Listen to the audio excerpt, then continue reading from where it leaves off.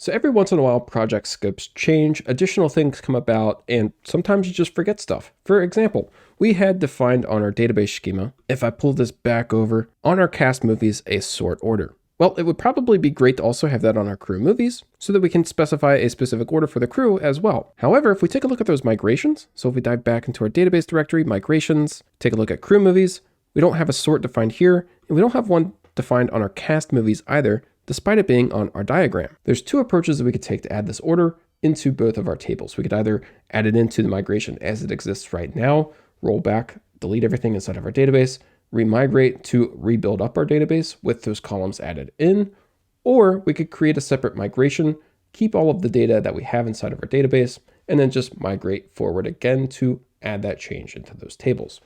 Which approach you use depends on where you are in your application cycle.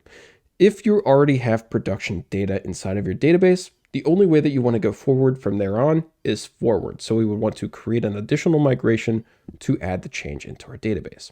If we're just working in development, as we are here, it doesn't hurt to delete everything that we have inside of our database and just rebuild it up again, because none of that is production data. We don't need to keep it. It's just fake data. So we're going to cover both of those approaches. So first, let's add it into the migration as we have it currently. So to do that, since the down method is just dropping the table, we don't need to worry about that in any way. All that we need to do is add it in. So for our crew movies, let's go about adding it specifically into the migration here. So let's do table, integer, sort underscore order, and let's specify this is not nullable and default it to 0. Remember, since these are both pivot tables, we don't have models for them. So we don't currently have to make this change inside of a model too.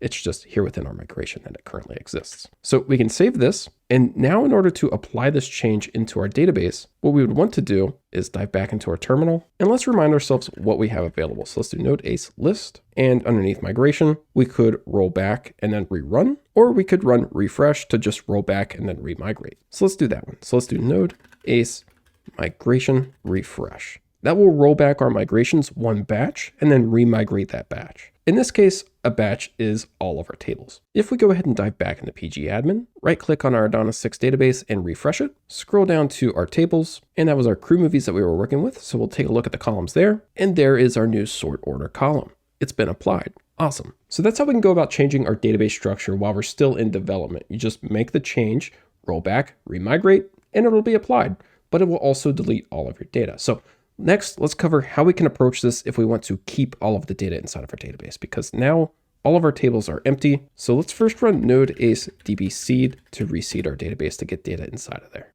Whoops, looks like cannot define release data on movie model since it is not defined on the model property.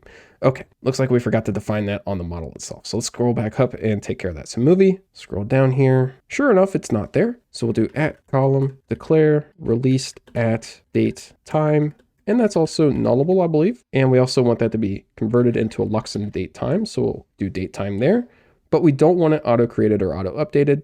We want to manually specify it. So we'll leave those out. Okay, cool. Let's jump back into our terminal. It completed our start seeder, but it failed on the fake seeder. So let's go ahead and just try to run our fake seeder again. So node ace db seed -- files equals database seeders fake seeder. Hash is not a function. Okay, so I did update to the latest packages, which is the first time I've updated this since the release of AdonisJS version 6. So I bet you something changed here. Let's take a look at our user model. Hash providers has the matching signature.